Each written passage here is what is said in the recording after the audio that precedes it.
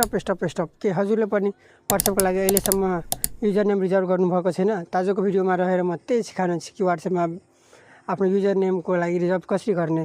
त आउनुहोस् छिटो हेरिहालौँ, वरना तपाईँको फेभरेट युजर नेम कोही अरूले लिन सक्छ। त्यसको लागि सबभन्दा पहिला तपाईँ आफ्नो WhatsApp चेक गरिहाल्नु होला, अपडेट छ कि नै।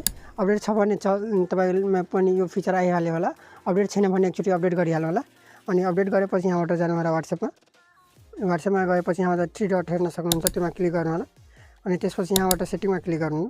सेटिङमा क्लिक गरेपछि यहाँबाट एकाउन्टमा भने क्लिक गर्नु होला।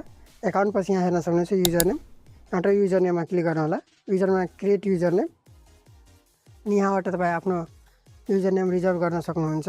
म अहिलेको लागि आफ्नो गरिरहेको छु। यो फ्युचरमा तपाईँलाई काम लाग्छ। हेर्न सक्नुहुन्छ एभाइलेबल छ, जुन एभाइलेबल हुँदैन त्यो एभाइलेबल यस्तो हेराइदिरहेको छु। हेर्न सक्नुहुन्छ यो एभाइलेबल छैन।